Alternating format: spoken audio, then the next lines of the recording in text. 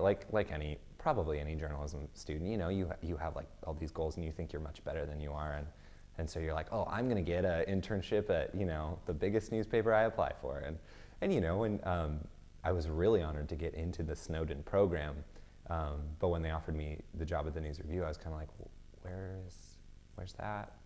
I'd never been to Roseburg, and I got there, and gosh, I'm trying to be diplomatic, but I guess I'll be sort of candid. I saw like 3 Confederate flags there throughout the summer.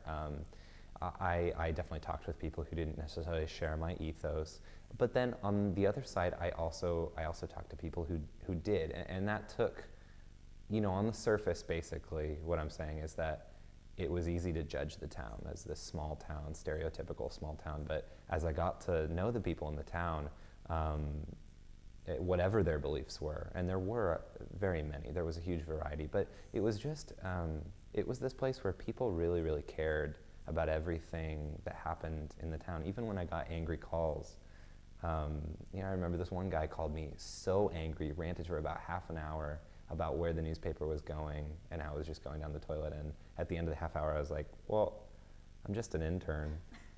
And he was like, that was good.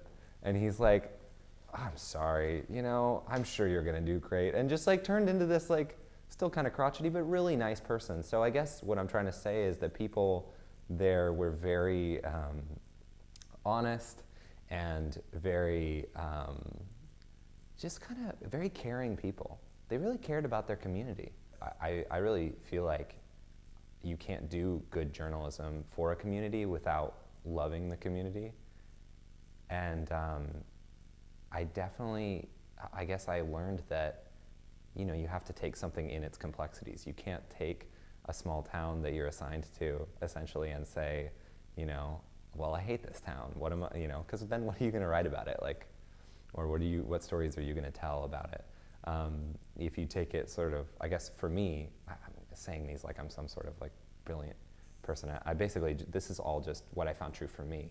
I was able, after a while, to take it in its complexities and sort of love it for this really complex place where people are struggling with big issues that affect their lives. Roseburg is, as you probably have found in your research, a place that's really struggling economically and really looking into the future and seeing some very foreboding things, I think.